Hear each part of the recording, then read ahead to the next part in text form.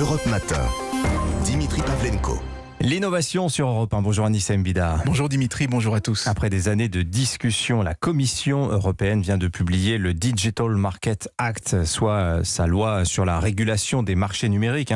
Une première conséquence, ça pourrait être l'obligation d'interopérabilité des messageries type WhatsApp, Messenger ou e-message et consorts. Oui, et ça fait des années qu'on en rêve, de ne plus avoir à installer 5 applications de messagerie pour pouvoir parler à tout le monde.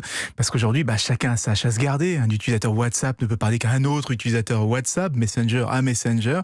Et bien demain, en principe, on pourra avoir une seule application et envoyer des messages à tout le monde. Et c'est en tout cas ce que veut garantir la loi. Alors c'est une bonne idée, mais vous avez l'air un peu sceptique. Oui, je suis sceptique parce que ça ne sera pas aussi simple. D'abord, la loi précise que ce sont les grosses plateformes de messagerie qui devront permettre l'interopérabilité avec des plus petites si elles le demandent. Donc il n'y a pas d'obligation qu'elles soient directement compatibles entre elles.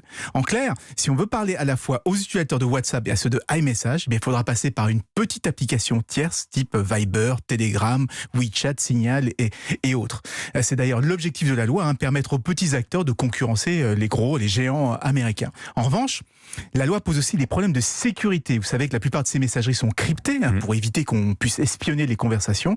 Ça devient impossible à garantir si n'importe qui peut accéder aux messages, puisque ça veut dire que tout le monde aura la clé, grosso modo, pour décrypter. Il pourrait même y avoir des petits malins qui profitent de cet accès à des très grosses plateformes des géants américains pour pouvoir envoyer du spam, comme on le voit aujourd'hui avec les SMS. Donc vous le voyez, ça part d'une bonne intention, mais on n'a pas forcément anticipé tous les travers. Bon, peut-être que vous êtes pessimiste, c'est des points techniques, on va bien finir par les régler. Moi j'adore votre optimisme. En tout cas, la loi n'est pas votée, mais il ne faudrait pas que ça se termine comme sur les iPhones aujourd'hui, vous savez, avec les bulles vertes et les bulles bleues, c'est-à-dire qu'on considère certains messages comme des sous-messages, comme de simples SMS, tout simplement parce qu'ils viennent d'une autre plateforme. Merci beaucoup Anissa.